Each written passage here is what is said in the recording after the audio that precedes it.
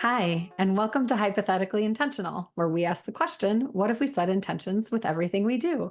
I'm your host, Michelle Albers, and welcome back, Kat, Dr. Kat Hello, Cronemeyer. hello. Good to have you back. Thanks for being Thank here you. on our first episode of 2025.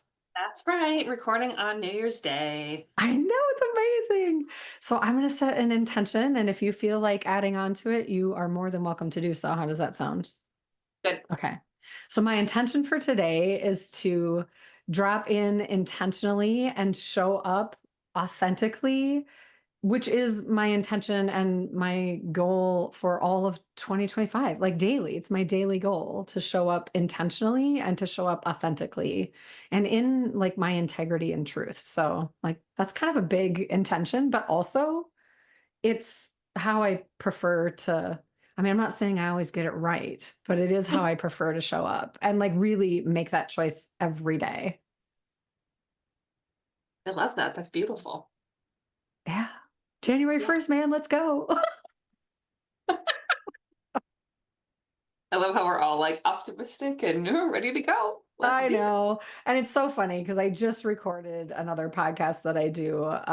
And we talked about resolutions, and they just don't resonate with me. I find them guilty, shamey, and really just, I don't find them productive or really for the best and highest good in my world. I'm not saying that's true for everyone, but my relationship with resolutions is not a positive one. So Nope.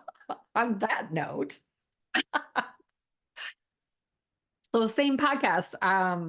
I'll just give you a little backstory and then we can see where we go. But Yeah. so that's a great point with Lee Smart and Alina Doran. The last time we recorded, we talked about like the ways we get in our own way. And Lee gave us a list of like descriptions of that. And then we talked about each one. And I'm not interested in talking about each one here. Like I've already had that conversation. But what I found interesting as we were talking about them, I just had this strong like urge to notice and say out loud that when we start noticing how we get in our own way, that often it doesn't like, even if we have the aha and we notice how we do it, it doesn't necessarily lead to, oh, now I know, so everything's going to be great. It tends to, like, for me, it tends to tank first. Like, I'm like, oh shit, I do these things. Now I'm going to beat up on myself even more using same said obstacles in new and different ways, not even realizing that I'm doing that part, and kind of dumps me down before I can like climb back up. And I just think it's interesting that like when we do this work and we notice these things that are actually useful information that we can use with intuition and wisdom, it doesn't start necessarily, or for me, really ever in a good place. It starts in like that messy place first. And I think when you talk about it, especially with people who are maybe just starting their journey or just, haven't looked at it in that way before, it can be a little disheartening to be like, oh, I know my main two, and then be like, oh, and now I'm using them even though I know about them. And then it's like, well, why can't I do this right? Which is one of them. That voice is one of them. So I would love to hear your take on like that process of like when we witness ourselves and we have awareness around like the things that are challenging and psychologically, right? This is a psychological quote unquote game that happens when we start doing this. It's not a game, but it feels like one sometimes, a really twisted one that's not fun. But Yeah. I'd like to hear your input on, you know, I'm assuming that's normal because it's been my experience for myself and with clients and friends and, when I have Mhm. conversations with Mhm. people, but then like, tell me more. What does that look like? I mean, how do we comfort ourselves in that known of just mess? Yeah. So first and like broadly, in psychology, like we call it the J curve, where like this is your symptoms at baseline, right? And like then we start to notice our symptoms or like whatever our things are that we're like doing that are getting in our own way. And then we generally tank after we Yeah. realize that we're like, oh gosh, I'm doing that thing. And I feel really bad that I'm doing that thing and I should know better and blah, blah, blah. And all the shoulds and woulds and coulds and blah, blah, blah, right? And then generally we like feel worse before we start to feel better. And so like that's something that I learned really, really early in my career. And it's helpful to know that like, yeah, there's a thing.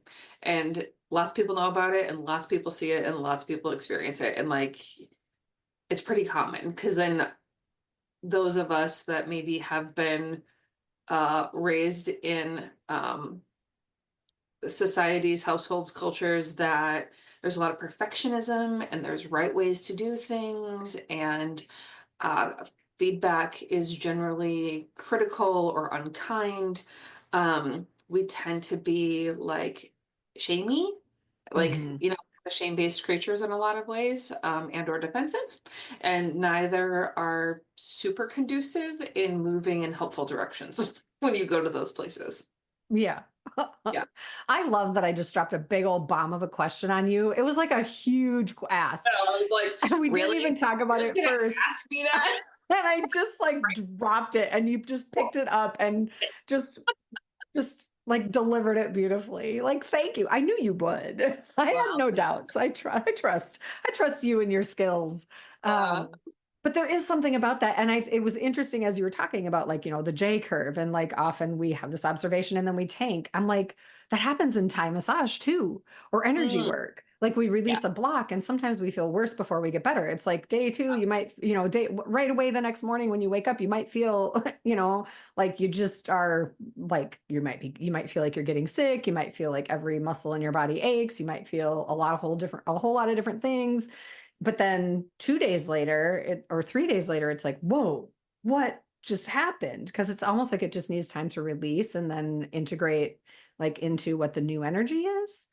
And I feel hmm like that's similar.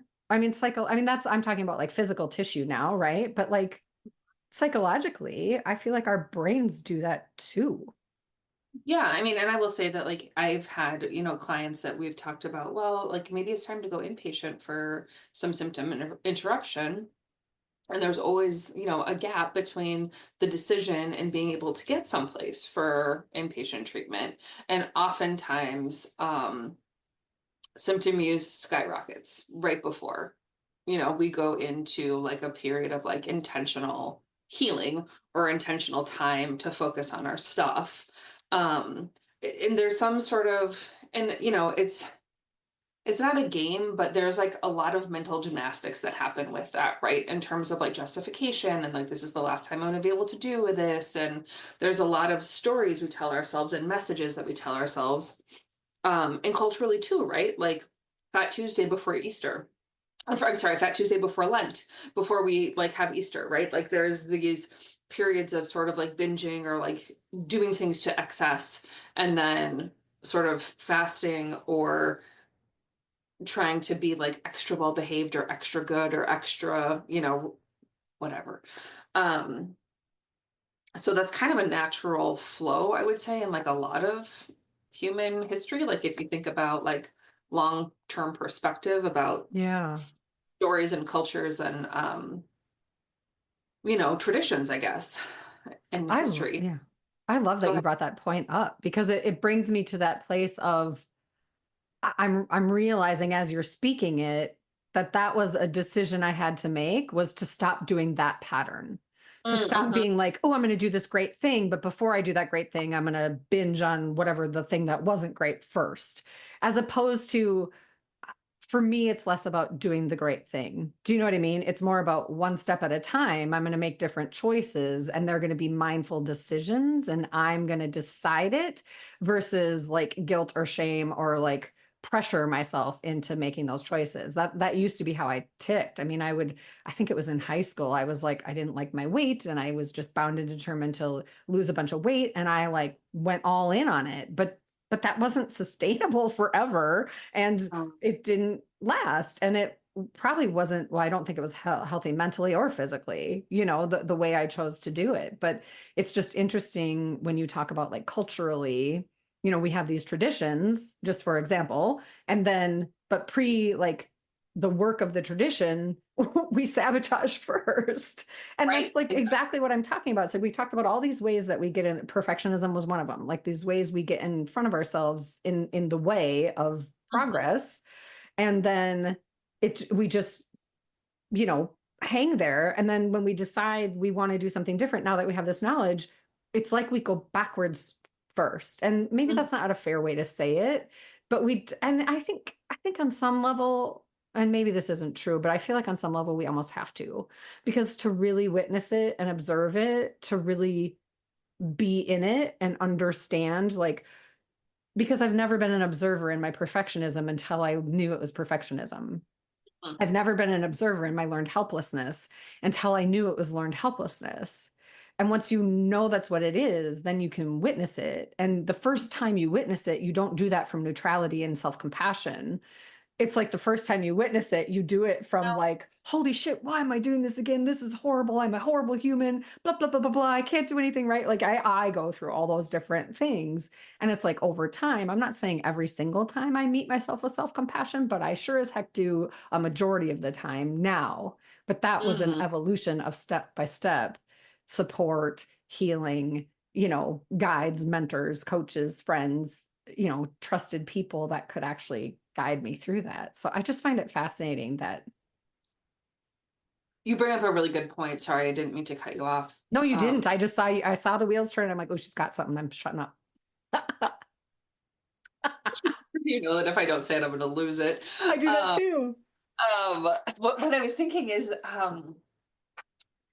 you were talking about like the observer stance and like just noticing that first, like trying to notice the first time and recognizing when you're doing it. And even though our brain is like, oh my gosh, I'm doing the thing, like there's almost like, but I can't not do what I always do. Do you know what I'm saying? And Yeah. it's not necessarily a can't, but it's like, oh shit, I'm doing what I always do. Like, why am I doing what I always do? I'm not supposed to be doing that. And it like takes a couple revolutions of the wheel for us to like, or a couple more times around that spiral path for us to be like, oh, okay, I have a choice, right? Like I'm Mhm. going to choose, I'm going to be intentional about how I navigate, X, Y, and Z.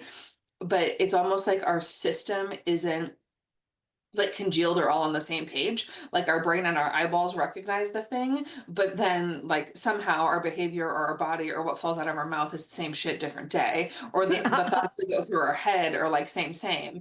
But we're having this internal battle around like, but no, like I'm not supposed to be doing that. And it Yeah. just takes practice, right? Like just like with everything else that we're gonna do in our life and like skills that we're generating and building and discovering, it just takes time and it takes practice for us to figure out like, okay, what are the options here? Like what can I do differently?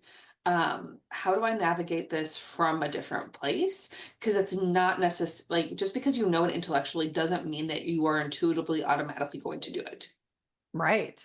Well, and I want to circle to the words that you were using because I want to shift them a little bit just Please. because I find words to be really important as we do this work. I love that you said this is just what I do, because that is a phrase that I use with myself all the time, especially when I'm Mhm. trying to train like a mental loop, like get myself out of like a habitual mental loop that is not for my Yeah. best and highest good. What I won't do is say I'm not supposed to do that.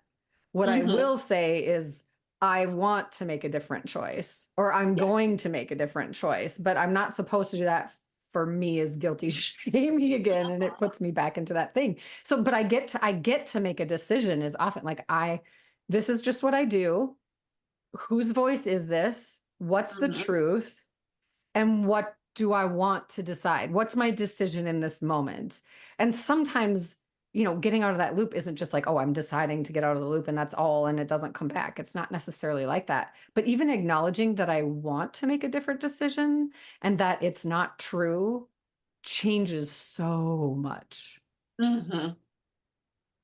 Yeah, and I think that, I think you bring up a really, really good point about language and the importance of language, because even if your brain automatically says, well, this is just what I do, well, this is what used to do, Yeah, right? Like, this is what I exactly. used to do. And in this moment, I'm going to take a pause and breathe. And that's Yeah. different than what I traditionally have done. So that's Yeah. like step one, like That's step one, it.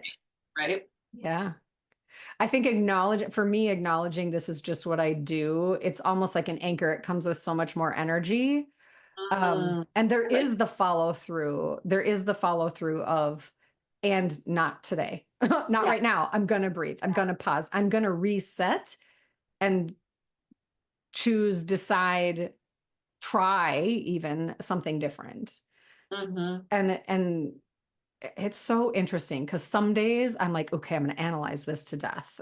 You know what I mean? I'm going to analyze this just what I do thing that just came in and analyze it. And then other days I'm like, I'm going to give myself grace and I'm just going to pause and breathe. And there's no more thought that goes into it. And then other days it's like, oh, you're loud today. And I'm not really sure what to do with you.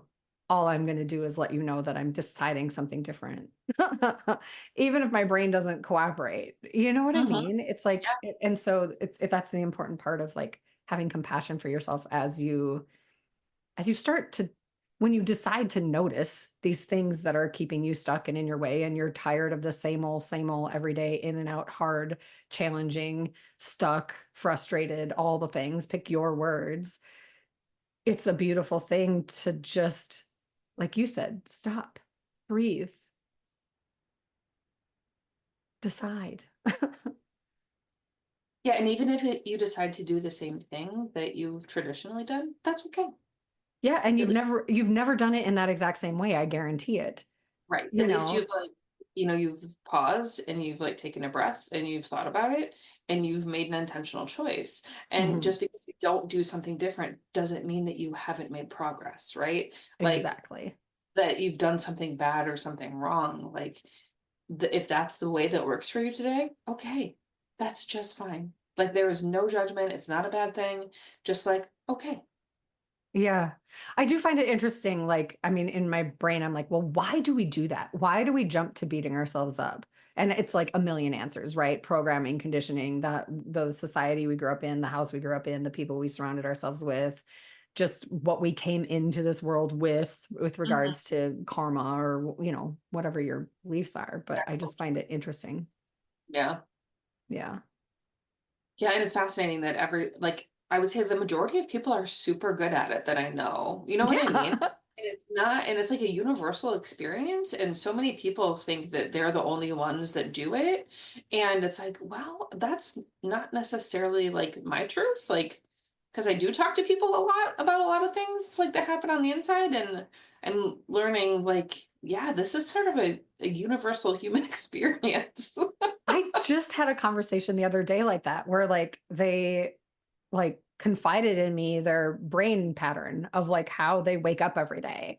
And I was like, yeah, I totally understand. They're like, what do you mean? You do that too? I'm like, I used to. I used to wake up that way every day. I don't anymore. You mean this is fixable? I didn't think I was fixable. And I'm like, well, you're not broken to start with, but you might want a different kind of morning. And if Yeah. that's the case, yeah, I know it can, because I've done it and I've helped other people do it and I continue to help other people do it. And so like you're not alone, you're not, you're not normal, like like Mhm. so many more people. And maybe we're biased and it's not a fair assessment because of what we do. Maybe those like Sure. people who Yeah. have those tendencies come to us, maybe. And also, I don't think in conversation, even if I'm not like in my coaching role or my healing role, I think I don't think I've ever met anybody who hasn't had a similar, you know, that Mhm. kind of thought process Mhm. ever. I mean, some people are more like they just don't have that muscle anymore. They've created a new one that's different. And also, I don't know anyone. I don't think I've ever met anyone who can't relate on some level. Right. I mean, I think that's why there are the colloquialisms of like we're always the hardest on ourselves or like we're always our own Yeah. worst critic. Like I don't think those things would be true or like that people would say those things if it wasn't a pretty typical experience. Yeah. Okay, so I feel like we've come full circle on that. I'm wondering if you have like a so as we start to observe those things and that J curve happens, and I'm guessing we've already talked about it in other podcasts. The recipes ones comes to mind, but Mm. like, do you have just a this is gonna sound so like I'm cheating, but quick and easy, I'm in the J curve, what do I do now moment or idea or like I mean, skill set that we could start building? nothing about this is quick and easy for I know. That's why I was like, that feels like that's not, it's not even truth. starting. I can give you a really fresh example of J curve in it. Last night, I'm like, now looking back, I'm like, oh yeah, I wasn't feeling well at all, but I didn't recognize I wasn't feeling well at all. My pain was up, right? So I'm like recognizing my vulnerabilities straight out of the gate. Um, and I Honey gave me some feedback about something, and I got so grouchy, like unnecessarily grouchy. I will 100% admit that. And he asked me about like, why do you get so defensive? And I like lost my ever loving mind on him. And none of it was pretty, none of it was good. I'm like crying, saying all this stuff, and then I'm like, why are you doing this? Like I'm standing outside myself, watching myself being a hot mess, and I'm like, why are you doing this? Like what is going on here? What is this about? And trying to like pause and like slow the process and just figure out like, okay, so you're in it, and like what, like why? Like why are we having this huge reaction? And my husband was really sweet. He like did a great job. He was like, okay, so like now that we're having this conversation, like how do we work on this together? And of course I was in the place of, I don't know. And he's like, that's okay that we don't know. He's like, would you like to pause the conversation and like we can talk about it another time? I'm like, fine, I'm like the 12-year-old and a half about it. Um, but I will say that like I didn't storm off, right? I didn't immediately go into withdrawal. I didn't like I was with myself being like, what are you doing, girlfriend? Like, none of this is helpful.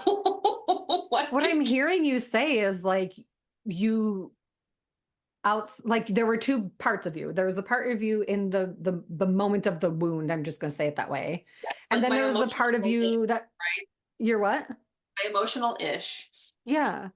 And then you were like your own best friend. Like your higher Mhm. self kind of came forward and was like, "Okay, I got you. What is this about?" And you got inquisitive. And so what I Mhm. heard in that is sit in it. Like if you can sit in it and not run away from it, do Yeah. that, make that choice. And then Yeah. also be inquisitive Right. from I your think, highest place, from that neutral, like caring, compassionate, kind place of just yeah. like, what do you need right now?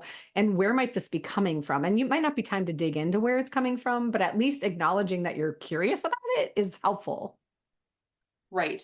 And I mean, and if you can, if you can be in that neutral, non-judgmental observer stance and like provide yourself some sort of, whether it's like questioning or reassurance or validation or whatever it happens to be, great. That is a beautiful start, right? Yeah. And even if it's like, oh, wow, you just had an epic meltdown for really not very good reason, that's okay. At least I'm acknowledging I had a stupid meltdown for not a very good reason. And also, like, probably getting sick, probably like, overtired, probably hungry, probably all the things, right? Um, Not an excuse, still was not my finest moment. And Yeah. also, like, okay, so what do I want to do? Like, I Yeah. probably need to have a follow-up conversation with my husband. I probably need to apologize for my behavior on some level. I need to like thank him and like say, reinforce him for doing great things, right? Um, and I didn't just like blow it up and walk away because that's not how I want to like engage in my marriage, right? Like Yeah. that. Yeah. Like, let's not blow this up. Because nothing good comes of that. Yeah. So I think, and that's like I guess a bigger example for me, because like I'm hardly ever like emotionally volatile in that way. So like, um, but also a very, very different pattern than what I would have done in the past, right? Like, which is like Yeah. withdraw, run away, like avoid. You're being Yeah. critical. I'm fucking out.